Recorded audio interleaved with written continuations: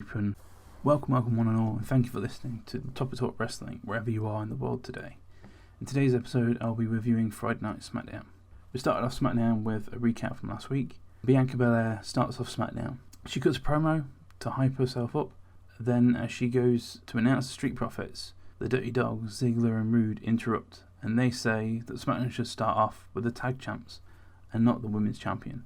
The Street Profits music hits, and they say that Bianca should start off SmackDown because she main evented WrestleMania. But as soon as they stop talking, Bayley interrupts, comes down to the ring, blasts in Bianca's face, they both scrap, and the match starts as a 6-person tag team match.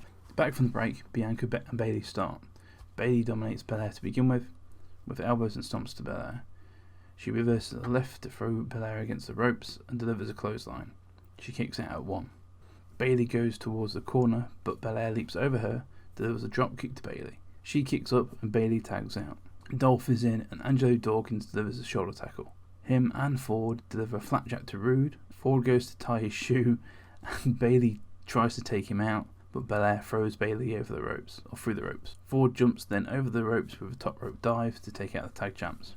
Ziggler thrown back into the ring, but Ford is distracted when Bayley throws Belair into the steel steps. He eats a super kick, but Ford rolls out, so Dolph couldn't get the pin. Bayley gets a cheap shot on Ford. They isolate him, the Dirty Dogs that is. Ziggler gets a chokehold on Ford. He breaks free. Ford goes to the corner, is a bit dazed and confused, but Ziggler delivers a splash into the corner. Then Ford delivers a super kick to Dolph, gets a hot tag to Dawkins. He does a spinning jump thing to Rude, delivers another splash to Rude. Bulldog, jumping swinging neck breaker, and he gets a 2 count because Dolph Ziggler interrupts the count. Belair gets Ziggler on his shoulders, he breaks free and she delivers a KOD on Bayley. Dawkins goes for the splash again, but Rude gets his feet up. Rude then goes for a roll up, but Belair uses a hair whip on the back of Rude. Dawkins tags him forward, he delivers the frog splash and gets a 1-2-3. Now, this was quite a good match. It started off a bit slow, and then it really picked up at a fast pace. There wasn't really any need for a chokehold on Ford, to be honest. It could have done without that. That tried to break things down, and it did hurt the match a little bit in terms of its pacing. But there, showing her strength, picking up Dolph, looked like she was going to do the KOD on him, which would have been quite interesting. But that could be a tease for a future male participant later down the line, who knows? I mean, when she did that obstacle course thing with Bayley earlier on in the year, she was carrying Otis on her back, so she's got a lot of strength behind her, and in all honesty, she probably, we could have another intergender match at some point, probably not straight away, it's probably going to be a while yet. There's nothing new that WWE, I've had intergender matches before. Was it Chyna and Jeff Jarrett, I think was one of them, and Chyna and Eddie Guerrero, I think they also had another one at one stage, so it's not nothing new, and it could happen, but I think that is much further down the line at the minute. Ford got a really big height on the frog splash. He delivered it off the springboard move off the top rope, and as he delivers the frog splash, he sort of bounced off him a little bit, like went over. If you imagine it, sort of jumping from the top rope, bounced on him, went over, and then he sort of managed to get on top of him to get the pinfall. And I got to say, I really like them as a tag team. I think they could be up there with the likes of the Dudley Boys, Asian Christian, New Day, Usos, etc. But that's if they keep them as a tag team. I think when we get the draft, which I'm not quite sure what date that is, but it will happen. It always happens every year. I think when they do have the draft, they'll split the tag team up. Or they'll move away from Belair so she stays on SmackDown and the Street Profits go back to Raw. Or in some way, shape or form that the three of them, Angelo, Dawkins and Belair, won't be on the same show after the draft. And it'll be an interesting story as well, because if it's Ford and Belair that are on different ones, because they're married in real life and they keep talking about that on commentary, that could be a thing where they could have a storyline in which he's a bit down about it. How is Belair gonna cope not having the support there? She's got to go by herself and beat everybody in the women's division. I think it'd be quite an interesting storyline. Okay, so we go backstage now, and Kayla Braxton is joined by Daniel Bryan, and she says what's at stake tonight, and Bryan says he's not worried. He's not worried about the match later. He says that Roman should be the one who's worried. He said that should he win, Bryan says, the title tonight, he said he'll go on to give the first shot to Cesaro. Then afterwards we get a promo/video package of Seth Rollins backstage saying he thinks that Roman will win and that Bryan doesn't stand a chance. He then changes his mind because he reminds himself that he has history with Roman, and then says Bryan will win but Cesaro won't get his first shot as long as he has anything to do with it. We then get another backstage segment, this time with Nia Jax and Reginald and Shayna Baszler. They're interrupted by Megan, a new backstage correspondent, but they're interrupted by Natalya and Tamina. They throw them into some piping on the wall, which is very strange, but they make the most noise, so it's designed to sound hurtful, but really they just fall over. And that just hypes up the match. Next up we have a tag team match, Natalya and Tamina versus Nia and Shayna. Nia gets a kick to the back of the head by Tamina. She goes for a splash early, but Nia gets her knees up. She tags in Shayna, who delivers a knee to the head and gets a 2 count. She then delivers knees to Tamina's face, and then Nia splashes Tamina in the corner and gets a 1 count. Tamina goes to pick her up, but Nia falls on Tamina. Shayna tags in, getting the standing armbar on Tamina, but reverses it into a slam. She gets the hot tag to Natalya. Nia's on the apron for Shayna. Natalya delivers a discus clothesline to Shayna, then delivers a German suplex, but gets a 2 count. Natalya goes for the sharpshooter, he gets reversed, and Nia tags in. Nia runs towards the corner where Natalya is, but misses her, and Natalya gets the tag to Tamina. She goes to the top rope, but is up there for a while Natalya puts Reginald in the sharpshooter. Shayna gets a clutch on Natalya. Nia delivers a headbutt. Tamina's on the top rope, gives a headbutt to Baszler. Tamina then delivers a superfly splash and gets a 1-2-3 for the win. After this tag team match, I think there's going to be a tag team title match, probably at WrestleMania Backlash, between Natalya and Tamina versus Nia and Shayna. They did pin the champions, so realistically that should mean that they are going to face each other at the next pay-per-view for the titles. And I think they could do it. I think Natalya and Tamina probably would get the win if they did go to a tag team title match, because I think it's time to break up this Nia and Shayna tag team. Shayna's better as a singles competitor than she is a tag team, and it will be so much better to do it that way. Then we get another person, Booker T this time, who gives his thoughts on the title match, and he just says that Roman will win. We then get another one, this time with Shinsuke Nakamura, and he says he'll be waiting for Roman, so I assume he's picking Roman.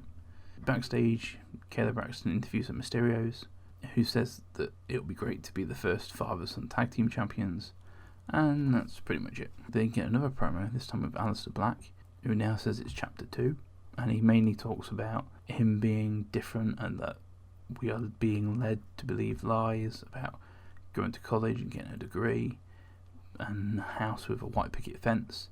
Says that he could give you the keys to escape, but he won't, and he just slams the book, and that's it. So not quite sure what to make of this, but at least he's on TV, I suppose. They'll bring him back in some sort of capacity. I don't know if he's signaling anyone out in particular. Could be, but not quite sure who at the moment. We then get a video package of Apollo Crews and a Big E match at WrestleMania.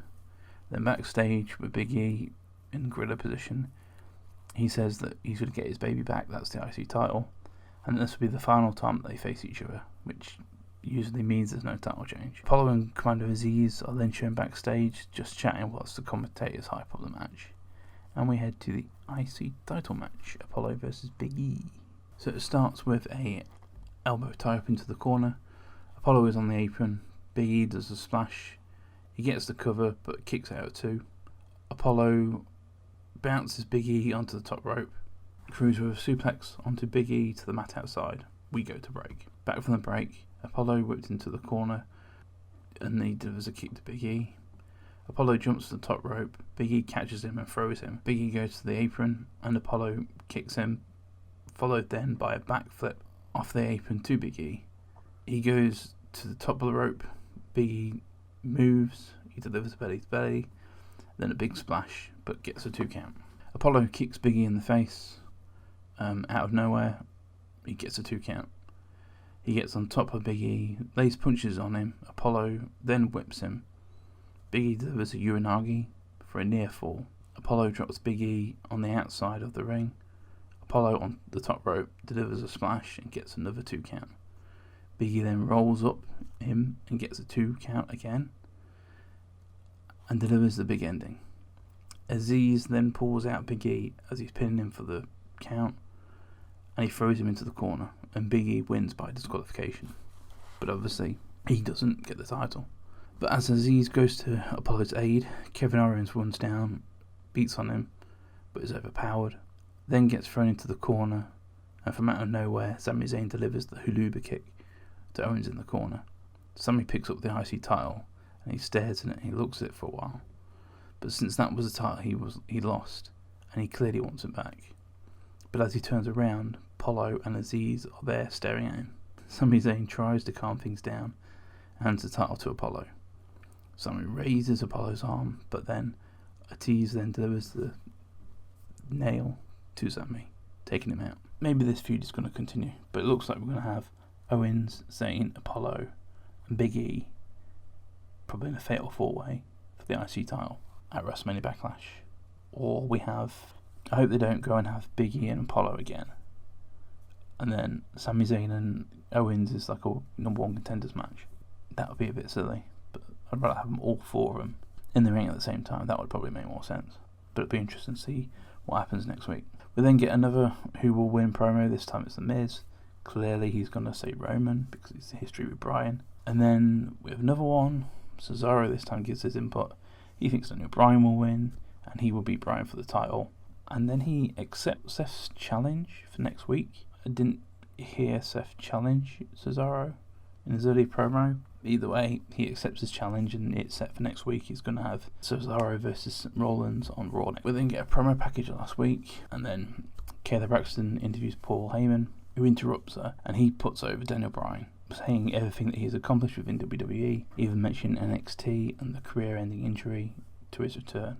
With everything that he says, that he praises him for, he says yes, which is obviously Daniel Bryan's gimmick. But then when he says, will he beat Roman, Heyman says no, because he won't survive the onslaught of the tribal chief, and walks off. We then get a promo package of Daniel Bryan's 2014 WrestleMania win, followed then by Corbin again giving his input, and of course he picks Roman Reigns.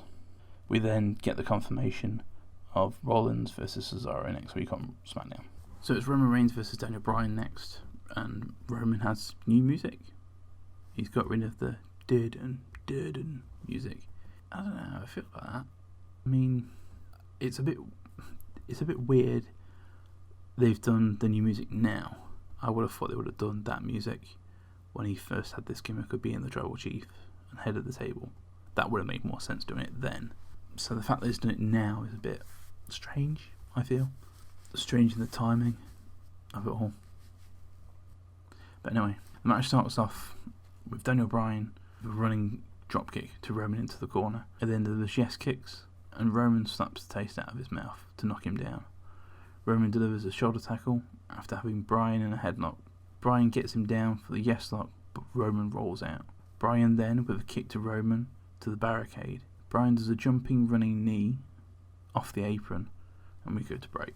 Back from the break, Bryan has Roman in the centre of the ring. He gets up Bryan, kicks Roman into the corner. He does 2 running knees to Roman, but as he does the third one, Roman comes out the corner and clotheslines him. He gets a 2 count. Roman then stamps on Bryan, delivers a headbutt, then a suplex to Bryan for a 2 count. Roman gets Bryan in a headlock. He tries to fight out of it, but Roman knocks him down. Bryan's in the corner, Reigns with the Irish whip to the corner. Bryan then runs up the turnbuckle, jumps over him, but Roman elbows Bryan to knock him down. Roman then hits Bryan, and Bryan hits back again. He delivers a drop toe hold to Roman, who eats a turnbuckle. Bryan then with a couple of kicks to Roman. He sets up Roman on top of the rope. Bryan with a couple of kicks to Roman and sets Roman up on the top rope. He goes for a Hurricane Rana, but Roman turns it into a powerbomb, and he gets a 2 count. We go to break. Back from break, Roman is beating on Bryan on the barricade. He throws him into the ring again, but Bryan kicks out. He delivers a knees to Bryan as they go into the corner. Bryan's then on the top rope. Roman joins him, but Bryan gets out and pushes Roman onto the turnbuckle. Bryan gets up and does a back suplex on Roman. Bryan goes for the cover and only gets a 2 count. Bryan delivers 5 yes kicks. Roman then counters one of them with a Samoa drop. He kicks out at 2. With Roman into the corner, he goes for the Superman punch, but Bryan kicks the arm. He keeps kicking him, and Bryan goes for a standing arm attack and throws Roman outside the ring. Roman then delivers a suplex to Bryan. He then goes to spear Bryan, but ends up through the barricade. We go to break. After the break, Bryan delivers a diving headbutt to Roman. Bryan gears up for the running knee, but Roman counters it through a Superman punch. He pins Bryan, but gets a 2 count. Roman, holding his right arm, as he's in pain, goes for a spear to Bryan, but he counters it with a roll-up and kicks out. Bryan delivers a running knee, covers him, but Roman puts his foot on the rope at the last second. Bryan then delivers stomps to Roman, goes for the armbar into the yes lock in the middle of the ring. Roman rolls onto Bryan to counter, gets a 2 count. Roman then with a spear to Bryan again, but this time he kicks out again at 2. Roman gets Bryan up for the guillotine. Bryan slips out and into the armbar to Roman. Bryan pulls his arm. He gets into the yes lock. Roman can't make it to the ropes. As he reaches, Bryan grabs his arm. They roll over and Bryan gets the yes lock in again to Roman right in the centre of the ring. Roman powers out and pounds on Bryan, picks up Bryan for a powerbomb. Reigns, holding his arm, goes back to Bryan and continues to beat down on him. Roman then delivers another powerbomb to Bryan. Reigns picks up Bryan, puts him in the guillotine, but this time he uses his other arm instead of the one Bryan has been targeting. He squeezes hard onto Bryan, and Daniel Bryan passes out. Roman Reigns retains, and Bryan is gone. From SmackDown, Roman gets a couple of chairs, slides them into the ring. Cesaro's music hits, delivers the uppercuts to Roman on the outside. Jey Uso then comes to the Roman's aid, super kicks Cesaro, throws Cesaro into the ring, and Jey Uso gets a hold of him. He ties him into the ropes, and Roman delivers a concerto to Bryan as he's lying in the ring. Roman is then standing tall with his Universal title out above his head as Cesaro is shouting to Bryan to get up as SmackDown goes off the air. It was quite a good match actually. I think it's one of the better matches that have been on SmackDown. As for what happens next, I think Daniel Bryan's going to go away for a while. He says he's banished from SmackDown, so that means he could always turn up on Raw or NXT, but I don't think he'll turn up on NXT, to be fair. I think that's him gone to at least the draft, because he'll be a free agent, so he can just get drafted to Raw or just turn up at Raw. Or maybe they just won't mention him at all whatsoever. And in fact, what will happen is that they'll wait until something like Survivor Series, where during Survivor Series, if, let's say, Team Raw need one more member, then Bryan can come and join Team Raw, providing, of course, that Roman is like the leader of the SmackDown team. And then you can still continue that sort of feud, as it were. But obviously, I know that when it comes to Survivor Series, they like to have champion versus champion. So that'd be quite interesting to see what happens with that. Or he just goes away and he doesn't return until the Rumble. He makes his return at the Royal Rumble. He then actually wins it, which he was going to do this year, but because of COVID, of course. And he wins that, and then he goes and faces Roman again at WrestleMania. I think that's a more likely scenario. Unless, of course, his contract's up, and then he is free to go wherever he wants to go. But I think he will return, but he'll go to the Raw brand, because he's banished from SmackDown. But we've had it before, like John Cena's been fired so many times that he's turned up the following week on WWE TV when he's first been fired. It's just something they add to this sort of storyline, and that Cesaro pretty much has nobody, I think, is what they're trying to do next. But it's obvious that Roman and Cesaro are going to face each other at WrestleMania Backlash. But I think for next week, I think Rollins and Cesaro will face off in a No.1 contender match next week. I think they'll make that. They made the match, but they haven't made the stipulation. So that's where I think they're going with it. I think Bryan's gone from TV for quite a while. If this is his last match for WWE, it's not a bad match, really. Not a bad match to go out on, because he didn't submit. He didn't get pinned. He just passed out. But that's what I think anyway. What do you think? Let me know at Topic Talk W on Twitter. Wherever you're listening to this, thank you for listening to it. Still don't know how to end these things. We'll see. Okay. Anyway, thanks very much for listening, and see you again soon. Oh, and please like, share, and subscribe this as well. Thank you. See ya. Bye.